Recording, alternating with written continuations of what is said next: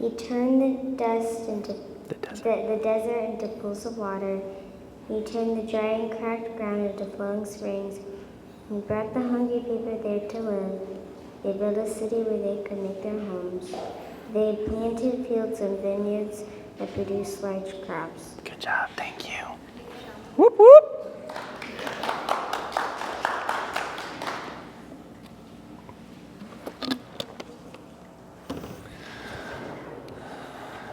All right, can everybody say this with me? Grow where you're planted. Grow where you're planted.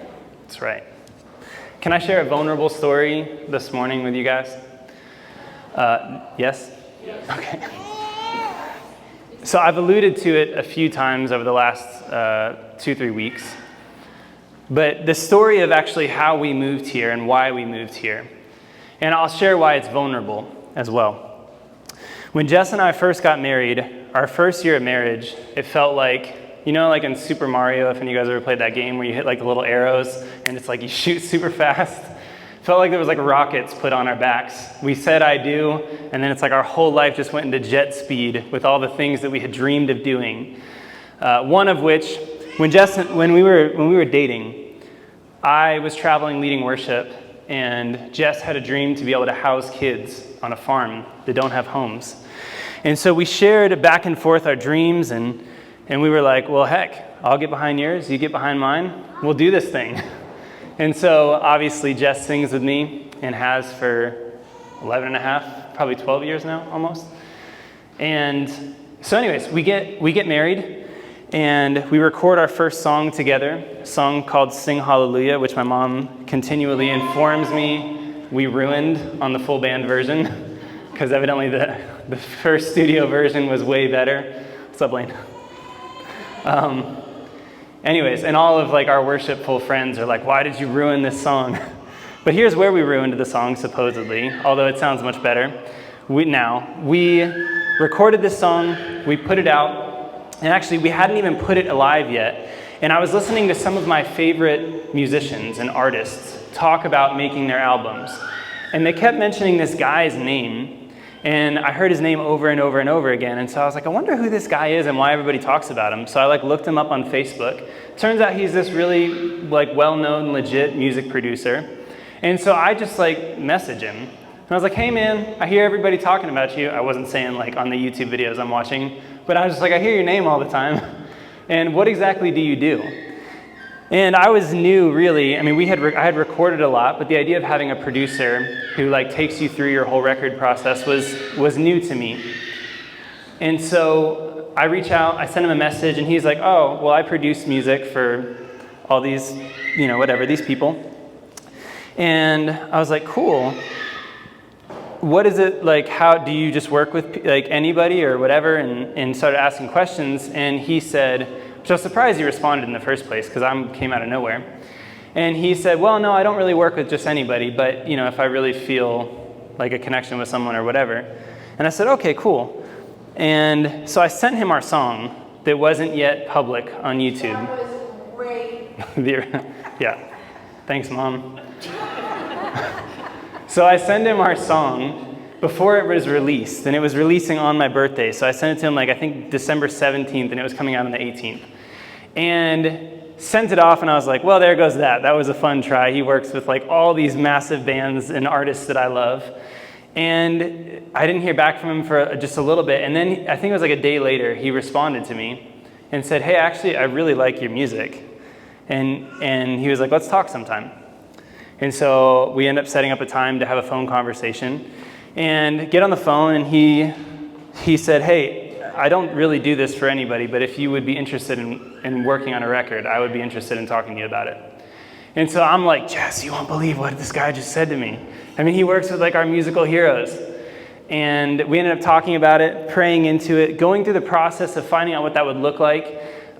In case you didn't know, it's very expensive to make records, like traditional ways. So the record's budget was $32,000 for 5 songs, which isn't really that wild in the grand scheme of like making albums. But to me, I had never spent that amount of money on anything, let alone a recording. And so we were like, oh, well, And he said, okay, because his schedule was very tight, he basically said, I would need to know by Monday if you guys want to take a slot. And I think it was Thursday. It was Thursday or Friday. And I was like, Jess, we got to tell this guy if we can have $32,000, which we do not have. And We also needed like $5,000 by Friday. $5,000 non-refundable down payment by Monday. Sounds like a scam. It works out in the end. It's not a scam. Dude was legit, but he literally had like a very full book of stuff that he had to keep going. And so we were like, well, how are we going to come up with that? So we prayed about it, felt peace about it, and we said, we're going to go for it. This is on Thursday or Friday. So now we're like, what the heck? Okay, I think it was Thursday. So Friday, we had our photography company. These details are not important to the message, but I'm not sharing the story, so I'm going to share it. We had our photography company, and we had a check that was coming to us for like $2,000, of which we needed to pay our bills. Got lost in the mail. We had, and then it was from a lady in Germany who we did work for her products, and we couldn't find the check. We had another client's check bounce. We had another photo shoot cancel, and like literally all within like a day, everything went wrong, and we had $9 in our bank account, and we were like, we have to have $5,000 by Monday. This is impossible. And so now we're freaking out. So we reach out to some of our friends who are just like, not even asking them for money, but people that we know are like well-known and connected in the community who happen to be successful. And that's why we were like, you know how to get stuff done. And so we reach out and send an email. And basically it was like, hey, can you guys help us figure out how to fundraise? You all are very smart people. How do we get $5,000? Yeah. And so the lady ends up answering us like at midnight, I think it was, on Friday night. And so we just happened to check email. And she said, hey, meet me for breakfast tomorrow. And we were like, someone said, yes, let's go talk. So we go out for breakfast. And we kind of share the whole vision. Hey, we need to raise, it was actually $27,000, and we needed the other expenses. We had to fly out to Redding, California and stay. And it was like, ended up being a month-long process. But we had to go and stay and have lodging and flights and all this stuff. And we had $9. And so we ended up talking with her. And she was like, so what happens if you don't raise all this money? And I think it was Jess. She was like, that's not an option. It's got to happen. And she said, that's the right answer. So then she goes, well, you're going to be raising a lot of money. Can people get like tax deductions? And we're like, well, no, it's an album. And she's like, yeah, but aren't you guys like a ministry? I don't even think she was a believer. And she's like, well, you guys are a ministry, right? And we were like, well, yeah, I mean, we travel and lead worship and whatever. And she said, well, don't you need like a 501c3 or a nonprofit organization? And we were like, well, yeah, we want to set one up, but they're expensive. And she said, find out how much it costs. And so we looked into it, and it was, I think, $2,200 at the time to set up a nonprofit. And so she says, tell you what, I'll pay for your nonprofit to get set up, and then I'll give you the money that you need to get your down payment done. Wow. Yeah, wild, right? So that's actually where Breath of Heaven started. So she paid the attorneys to get the nonprofit set up, paid the $2,200. We got Breath of Heaven started, and then she gave us the deposit that we needed by Monday. And we were able to like back right off that she gave it to us and whatnot.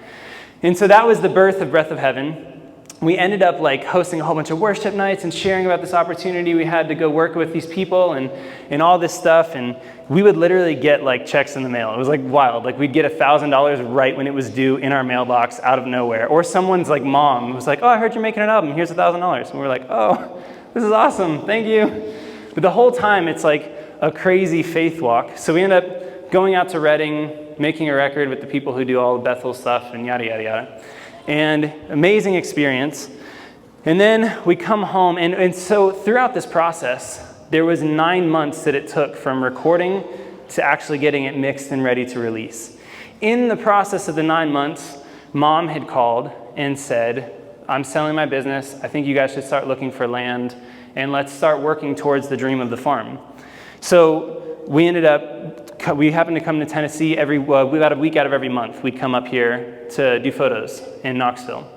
And so we were in Tennessee a week out of every month anyways. And so we started looking around Tennessee. Oh, geez, there's so much more to unpack than I thought. We didn't know where we wanted to put the farm. When we were in Tennessee, we were in a Kroger, and there was a newspaper that said that this was like the #1 place at the time, I believe, in the United States for kids being put into foster care because of parents addicted to drugs. And so we were like, okay, God, maybe this is the place. And so we start looking in Tennessee. We end up finding our farm. We found 10 properties, talked to the real estate agent, and she was like, hey, I've got all these properties to go look at. And we looked through them, and both of us were like, it's this one, or it's not this time in our life. And she was like, what? Like, don't you want to look at a few of them? We were like, nope, it's this one, or this isn't the right time. It's either this is like really highlighted to us from God, or it's not right. So we end up coming to look at the one property and feeling like it was of the Lord. I've shared other bits and pieces in previous messages, so I won't go into all that. But we end up moving to the farm. When we were about to move, we had tons of friends in Florida, like born and raised. You know how outgoing I am. Jess was even more so than me back those days. She made me quiet in a room, how much she would talk. And we knew tons and tons of people, and so had really close relationships too, and realized, hey, we're going to move really quick, and no one's going to know where we went. Where'd the Rileys go? So we make a video, and we shoot it on the front porch of our house, kind of overlooking the hills on the farm, and basically said, hey guys, we're moving, we're pursuing this dream that we feel like God's put in our heart to be able to house kids on this land, and we love y'all, we'll see you, basically. And so knowing that we wouldn't get to talk to everybody, put it out on YouTube. Okay, we're in the process of buying the farm. Someone here finds it, and in like a week it had 5,000 views, which now doesn't seem like as much. Back then was like, what just happened? Mind you, Fentress County has 20,000 people, okay? Just numbers, a quarter of the people, basically. I don't even think hardly anyone back home saw the video. Someone here circulated it to like all surrounding areas.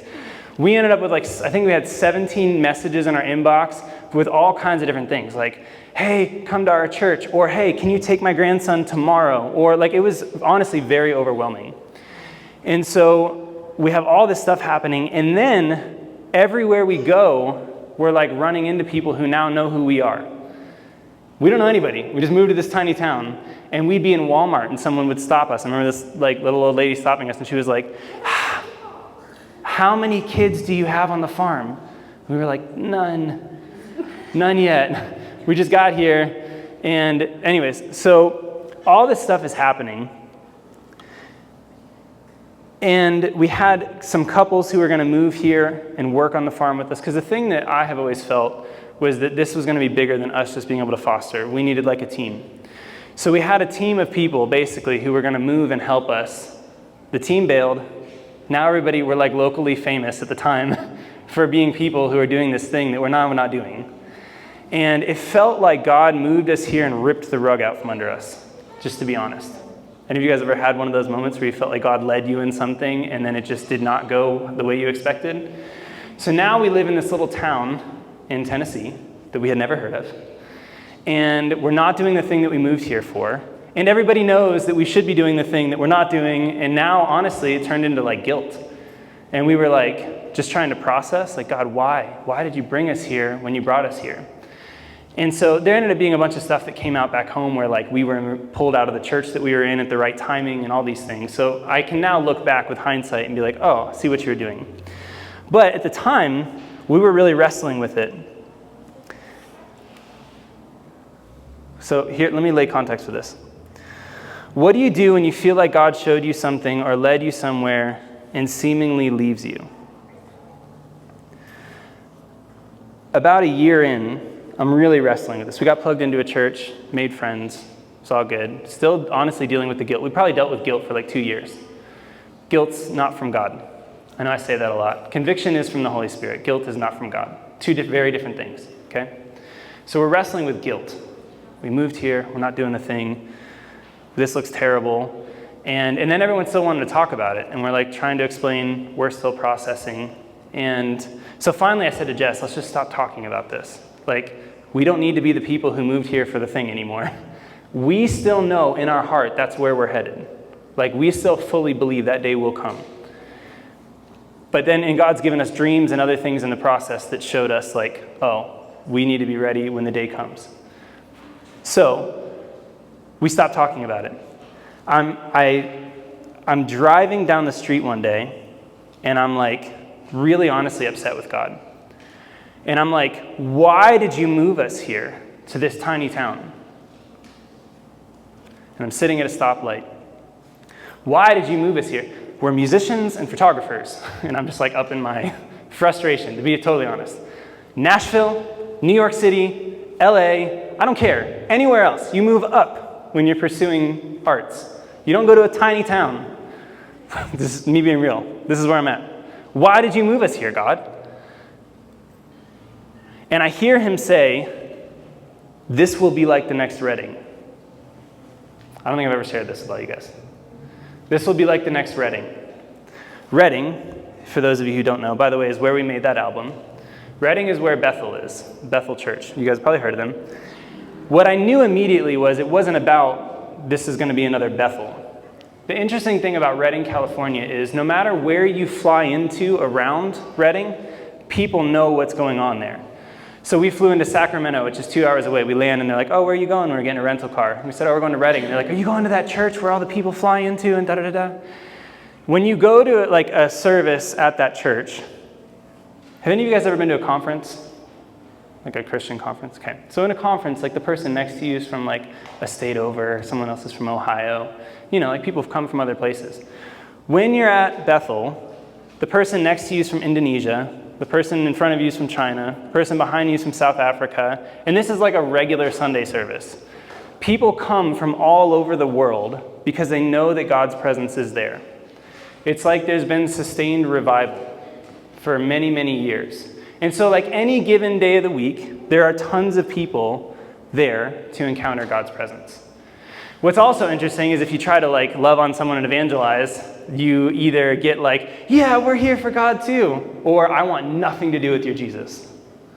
It's very black and white. There is no like, oh, honey, I go to church, like none of that. It's very different than here.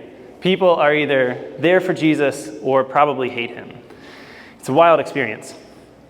So, this will be like the next Reading. Here's the interesting thing about this story. I told you I was sitting at a stoplight.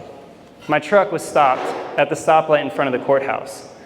When the Lord spoke the word to me, I was literally sitting in front of this building, in front of the front side of this building. Never thought twice about the building, didn't even think about that until after we closed on the building. And I remembered exactly where I was sitting, and I said, God, you spoke that word to me in front of this building. Now, for the record, I don't think everyone's just going to flock to Jamestown just because of our church, but it's going to be part of it. I think it's going to be much bigger than just us, but I do believe that people will come because his presence is known in this place.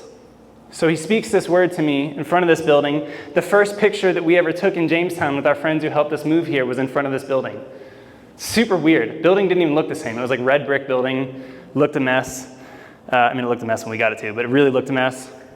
And so I start like putting back together pieces of what's happening now. So then this becomes the question, okay, God, if not yet, then what now? I started asking that. Okay, if we're not going to house kids on the farm yet, and if that really is on pause, then what now? What do we do now? The what do we do now ended up leading to Campfire, which, I've talked enough about the coffee shop. Most of you guys will know. But I was at a friend of ours' house in New York, and I said, and it's like 1 a.m. or something like that. All of our wives, everybody had gone to sleep, and it's just me and him sitting up talking. And I said, I'm terrified. This is the first time in my whole life I don't have vision. I said all of our wives. That sounded weird. The two wives. My wife and his wife. Okay. All right. Anyways, let's go ahead and clean that one up. All two of them. All two. One of mine, one of his. Okay. Now that we're good with that. I said, bro, I'm terrified because I don't have vision for where we're headed. I've never in my life not had vision. Without vision, people perish. Like, I'm the vision guy. I've always got vision. Ask Jess. We're always headed somewhere. And this is the first time in my life I'm like, I can't see the next step. I just feel lost. And he kind of laughed. I was like, it's not funny. Like, I really am terrified right now. And he said, no, God's not going to give you vision until you learn how to be present. And so now I've got this word, which I felt confirmation on. And so in the process of this, the if not yet, then what now? I've got to learn to be present. So I start praying into like, okay, God, what do you want us to do? And I stop hearing God speak. I stop sensing his presence.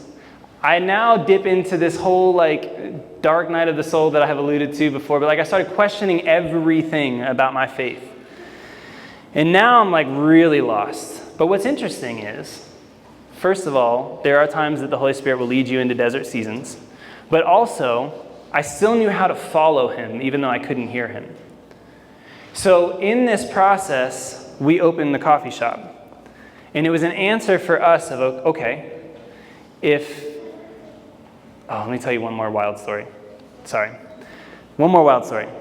We move here, and we don't have Wi-Fi. I'm backtracking just a little bit. Let's go a year before.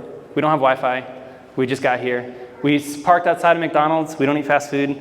And so we're like parked outside of McDonald's, and except for Chick-fil-A because it's the Lord's food.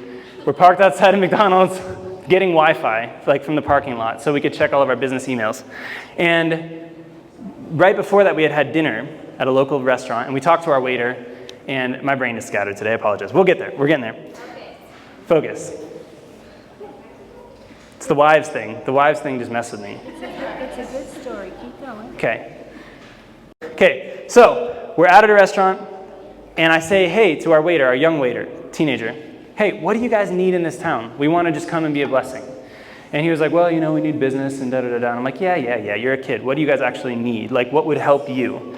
And he was like, well, we don't have anywhere to go.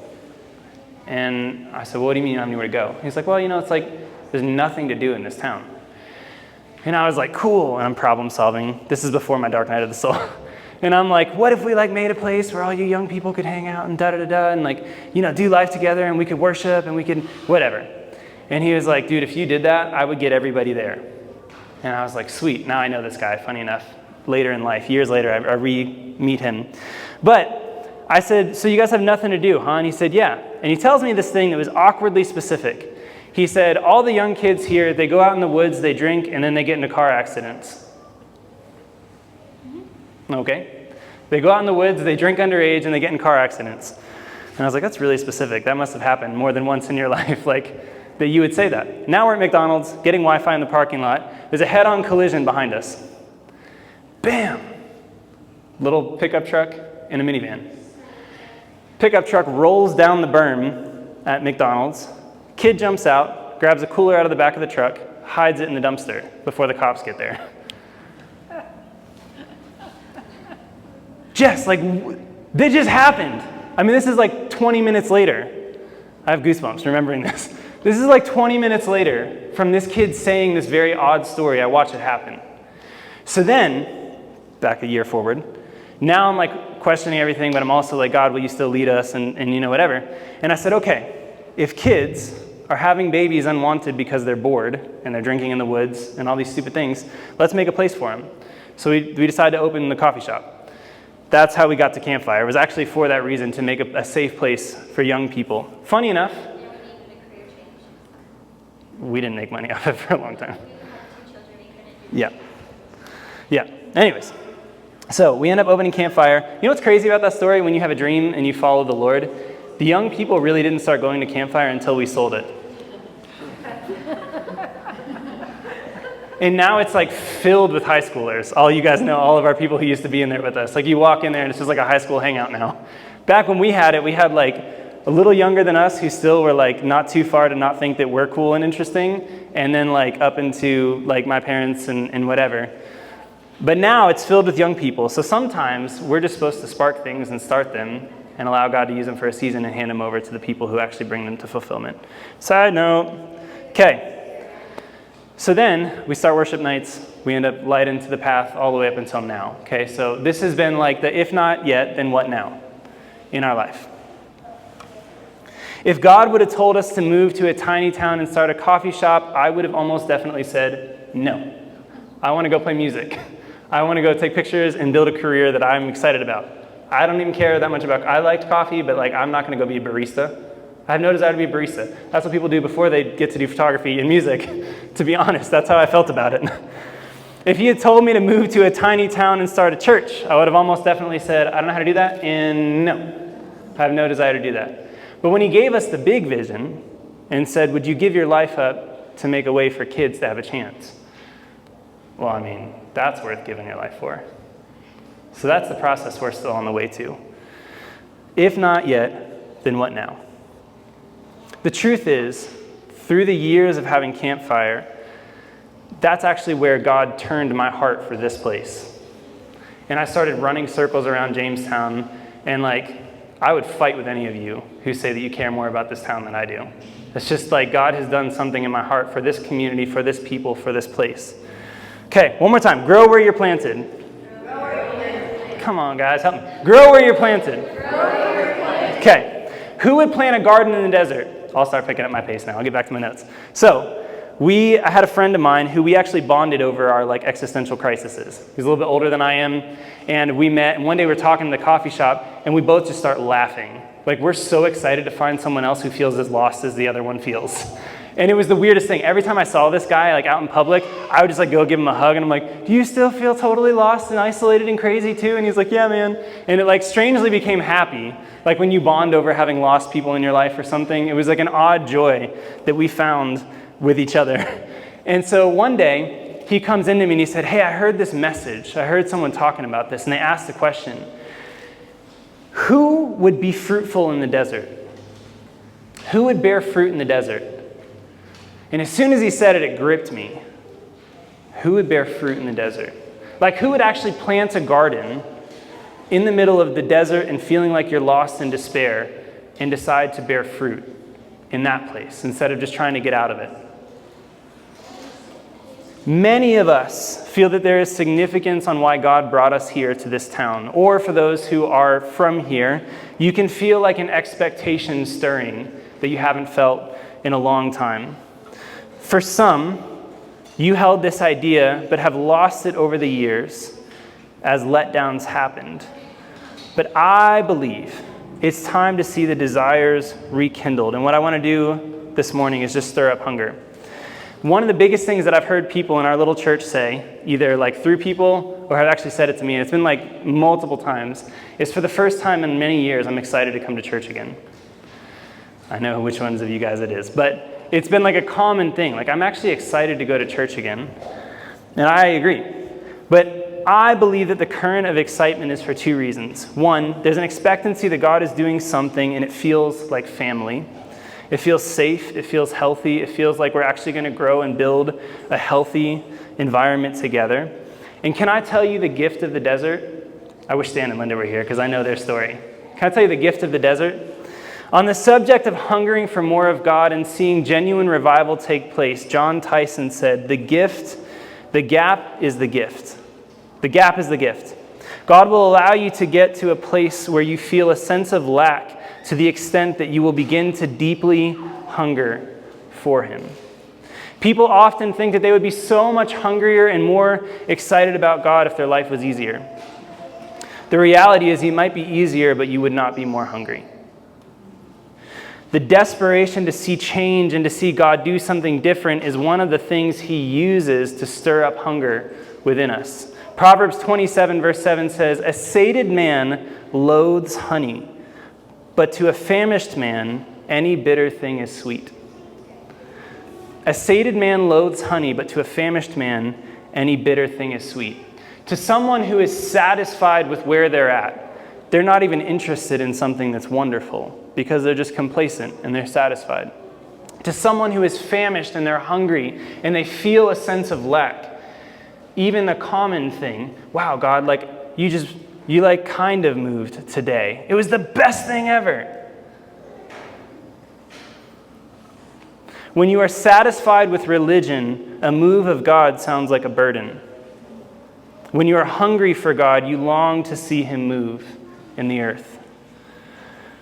It may not feel good to be disheartened at the state of our country or even our community, but if we allow it to, God will use the lack to stir hunger for what He is going to do. We took in a lot of stray dogs as a kid, and we used to always say that the stray dogs are the ones that are the most grateful. It's just different. If you buy some expensive dog, they usually don't care about you. It's not always true. But when you take in a dog that's been abandoned, they're usually the kindest, most loyal, most loving animal. It's because they know what it is to find home. At least that's what we think. When Jess and I met each other, we talk about this a lot with like younger couples. We both had really bad relationships. And when we found each other, it was like, oh no, this is worth fighting for. We've had enough of the bad. This has potential, and I'll fight for this. Jason Upton, he asked the question, why the desert? Why the desert? And responded, there is no one to perform for. One of the most important things I believe that God wants to strip from the church is our desire to perform. There is no place for performance and using performance both to minister. There is a place to use performance to minister to people and as an act of worship, but I would say this. We can worship in our performance, but we should never perform in our worship. I actually think for a lot of us, I know all of you, and we've all been through a process. I actually think this is a lot of it, is the need to like prove yourself or feel like you have to fit in or be someone instead of just being able to come and be and worship as you are. We should use our talents and our ability to honor God, but we should never make our worship about how great we are. Part of the discomfort that many of us have felt is the removal of the need to prove ourselves or fight for positions, but just to simply be with Jesus and to be in family. It's refreshing. It's refreshing just to be. One of the things Bill Johnson says that I love is God always answers our prayers. It's either yes, no, or not yet. But there's always an answer. Many people advise young parents to realize that though the goal is to raise healthy, well-adjusted adults, if you aren't careful, you'll look back and realize that you had blinked and he answered your prayer faster than you would have imagined. My friend says it this way, everyone wants the mountaintop moments of accomplishment or a revival, but the Christian walk actually happens in the valleys. For the sake of this conversation, what if we decided to bear fruit in the desert? What if instead of just looking for the next thing, we say, God, I'm going to plant here and now and see you move in this community, in this place at this time? What if we slow down and look around at what God is doing in our midst? I believe God is going to move in a way that none of us could imagine, but I feel strongly that the only way it is sustainable is if we grow as family. I posted this the other day. I posted a picture and I said, revival aimed, family sustained. A lot of times God will move in a place and it ends up crumbling because there's no real foundation for it. It's not that God doesn't know what he's doing. It's not that he doesn't use it. But I don't know about you, but when God starts to move in a new way, I want it to keep going. I don't want it to crumble because we start fighting or we can't forgive each other, or because we have big sin issues and character flaws. That's why we talk about holiness. That's why we talk about family and about the chance that we have to work through things together. If we're revival aimed, we have to be family sustained. So this was actually just an idea to like tee up some of the conversations we're going to have over the next month or two. But we'll lean into talking about revival in the coming months. But I don't want to see it spark and burn out. When God ignites the fire, I want to see us be healthy, whole people that keep it burning. I believe with all of my study of the Word that God's plan for sustainability is family.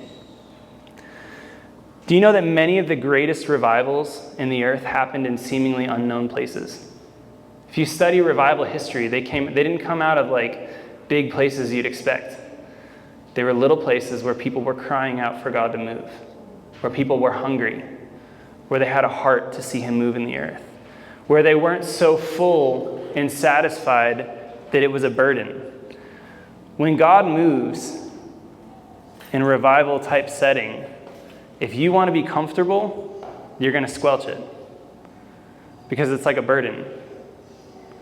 But if we're hungry and we're desperate and we want him more than we want anything, we would pay any price for it. Psalm 107, 35. He changes a wilderness into a pool of water and a dry land into springs of water. And there he makes the hungry to dwell so that they may establish an inhabited city. And sow fields and plant vineyards and gather a fruitful harvest. Also, he blesses them and they multiply greatly, and he does not let their cattle decrease. But when they are diminished and bowed down through oppression, misery, and sorrow, he pours contempt upon the princes and makes them wander in a pathless waste. But he sets the needy securely on high, away from the affliction, and makes his families like a flock. The upright see it and are glad, but all unrighteousness shuts its mouth. Who is wise? Let him give heed to these things and consider the loving kindness of the Lord. Let's pray. Father, would you do what only you can do? God, we're just people. We're just sons and daughters. But we desire to see you move in our midst. Lord, I pray that you would make us healthy and whole and hungry.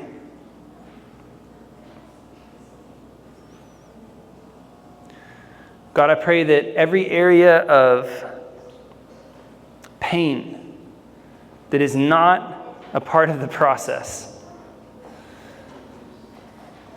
be healed. Pray that every area where we need to forgive, that we forgive quickly. Lord, everything that we put off and don't want to deal with, that you want us to deal with, God, would you give us grace for it? Lord, I pray right now that for those who have felt you leading them and have not seen it go through the way that they thought it would, Lord, that you bring healing and that you remove all guilt in Jesus' name, just like you have for us, God. Lord, I thank you for where you're taking us as a family, as a community. God, I say for me and pray that we say all together, Lord, that we submit our lives at your feet, God. Lord, would you use us however you want to?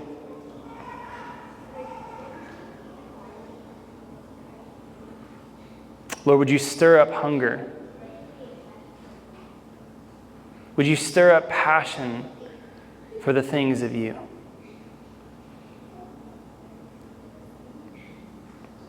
I thank you that you meet with us so beautifully in this place, week after week.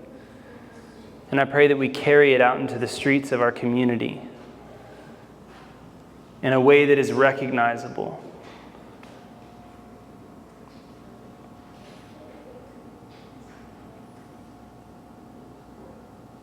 May we become more like you each and every day, Jesus.